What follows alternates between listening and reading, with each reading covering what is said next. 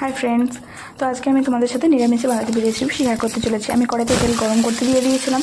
কড়াইয়ের তেলের মধ্যে দিয়ে দিচ্ছি জিরা, একটা শুকনো লঙ্কা, তেজপাতা, দুটো ছোটো এলাইচি, একটা দারচিনির টুকরো এবং দিয়ে দিয়েছি পেঁয়াজ, সাথে কাঁচা লঙ্কা কুচি করে রেখেছিলাম সেগুলোও দিয়ে দিলাম। দিয়ে দিচ্ছি একটা টমেটো কুচি, দিয়ে দিচ্ছি এখানে কেটে রাখা ধুয়ে রাখা আলু। এখানে আমি দুটো মিডিয়াম সাইজের আলু চপ করে রেখেছিলাম সেগুলো দিয়ে দিলাম। এর উপরে একে একে করে সমস্ত মশলা দিয়ে দিচ্ছি, লঙ্কা গুঁড়ো, হলুদ গুঁড়ো, ধনিয়া গুঁড়ো, জিরে গুঁড়ো দিয়ে সমস্ত ভালোভাবে আলুটাকে আমি এই মশলার সাথে মিক্সড করে ভালোভাবে ভেজে নিচ্ছি। এর উপরে আমি ভিজিয়ে রাখা ছোলাগুলো দিয়ে দিলাম।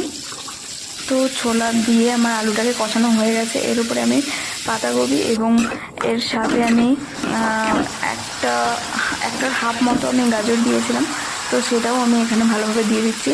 তো দেখো বাঁধাকপি কষানো হয়ে গেছে। এর উপরে আমি দিয়ে দিচ্ছি ধনে পাতা